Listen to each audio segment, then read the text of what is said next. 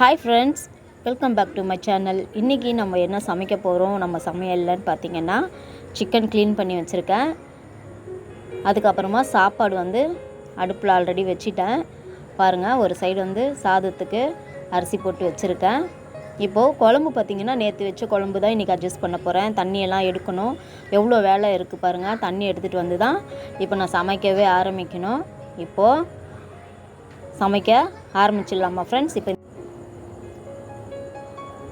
வாங்க பாருங்கள், ஆல்ரெடி நம்ம சிக்கன் செஞ்சு வச்சுருக்கேன். நல்லா சூப்பராக செட்டிநாடு சிக்கன் ஃப்ரை தான் இன்றைக்கி செஞ்சுருக்கேன் ஃப்ரெண்ட்ஸ். குழம்பு பார்த்திங்கன்னா நேற்று வச்ச குழம்பு தான் இன்றைக்கி சூடு பண்ணி சாப்பிட போகிறோம். கீழே எடுத்து ஊற்ற முடியாது இல்லையா, நான் நைட்டு வச்சேன். பட் ஆனால் யாருமே சாப்பிட்ல, அப்படியே எடுத்து ஃப்ரிட்ஜில் வச்சுட்டு தூங்கிட்டோம். ஸோ மறுநாள் காலையில் இந்த சிக்கன் செஞ்சுட்டு அந்த சாம்பாரையும் வச்சு நம்ம லஞ்சை முடிச்சிடலான்னு பிளான் பண்ணியிருந்தோம். பாருங்கள், நேற்று வச்ச சாம்பார், முள்ளங்கி சாம்பார் அப்படியே இருந்துச்சு கிண்ணத்தில். ஸோ இதை இப்போது சூடுபடுத்திட்டு நம்ம சிக்கன் செய்ய ஆரம்பிச்சிடலாம். சூடு பண்ணிவிட்டு மறுபடியும் கொஞ்சம் கொத்தமல்லி தூவி விட்டோம்னா நல்லா சூப்பராக ஒரு சாம்பார், முள்ளங்கி சாம்பார் ரெடி ஆகிட்ருக்கோம். ஓகே ஃப்ரெண்ட்ஸ், இப்போ நம்ம இந்த சிக்கன் எப்படி செய்கிறதுன்றத நம்ம பார்க்கலாம். இந்த சாம்பார் நல்லா கொதிக்க ஆரம்பிச்சிச்சு. இப்போ இதை இறக்கிட்டு மூடி போட்டுடலாம். இப்போ நம்ம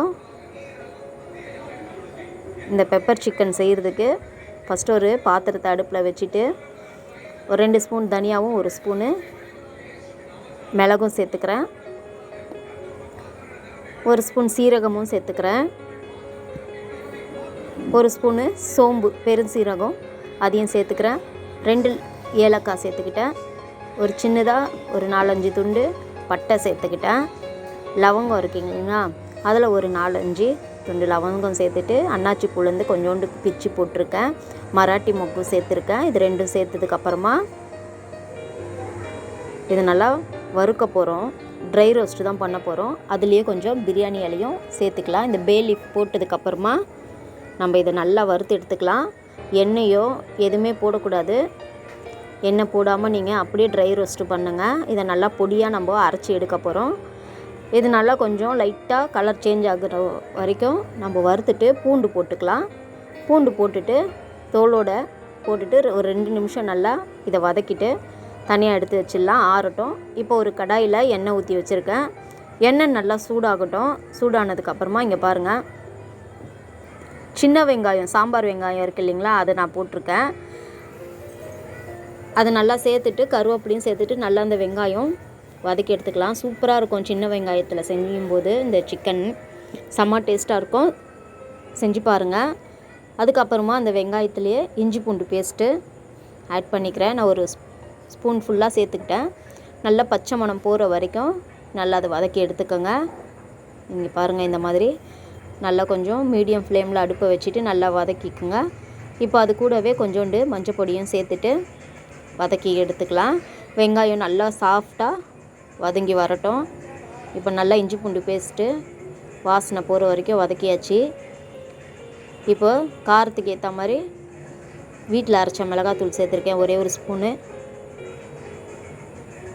இப்போ இது நல்லா பச்சை வாசனை போகிற வரைக்கும் வதக்கிட்டு எண்ணெய் திரிஞ்சு வர வரைக்கும் வெயிட் பண்ணுவோம். இப்போ நம்ம க்ளீன் பண்ணி வச்சுருந்த சிக்கனை அதில் ஆட் பண்ணிக்கலாம். நாங்கள் 4 பேருன்றதுனால ஒரு 1/2 கிலோ சிக்கன் தான் எடுத்தோம். பாருங்கள், இப்போ நல்லா இந்த சிக்கனை என்ன பண்ணலாம், நல்லா அதில் வதக்கி விட்டுடலாம். வதக்கி விட்டுட்டு சிக்கனில் தண்ணி இருக்கும், அதனால் நான் இப்போ தண்ணி ஊற்றலை. அப்படியே மூடி போட்டுட்டு ஒரு 7 நிமிஷம் நல்லா வேக வச்சு எடுத்துட்டேன். பாருங்கள், நான் தண்ணியே ஊற்றலை, ஆனால் எவ்வளோ தண்ணி சிக்கனில் இருக்குது பாருங்கள். அந்த மீட்லேருந்து தண்ணி ஊறும். ஸோ அதனால் நான் தண்ணி ஊற்றலை. இப்போ டேஸ்ட்டுக்கு ஏற்ற மாதிரி உப்பு சேர்த்துட்டு நல்லா எண்ணெய் திரிஞ்சு வர வரைக்கும் நல்லா அதை மீடியம் ஃப்ளேமில் வச்சு வதக்கி எடுத்துக்கலாம். பாருங்கள், சூப்பராக ஆல்மோஸ்ட் அது 80% குக் ஆகிடுச்சு இந்த சிக்கனு. இந்த ஸ்டேஜில் நம்ம பொடி பண்ண அந்த மசாலாலாம் சேர்த்துக்கலாம்.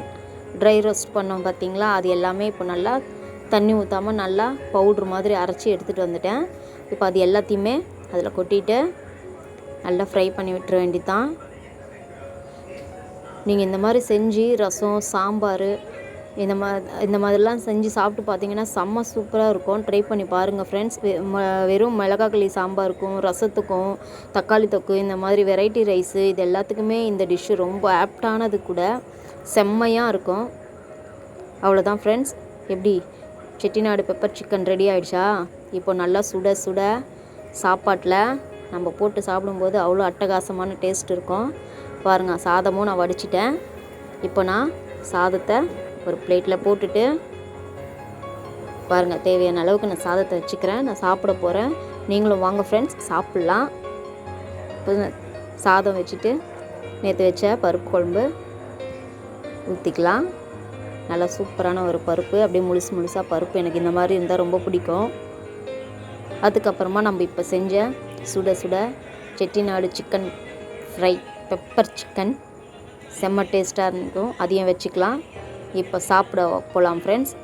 ஓகே ஃப்ரெண்ட்ஸ், வீடியோ பிடிச்சிருந்தா லைக் பண்ணுங்கள், ஷேர் பண்ணுங்கள். தேங்க்ஸ் ஃபார் வாட்சிங்.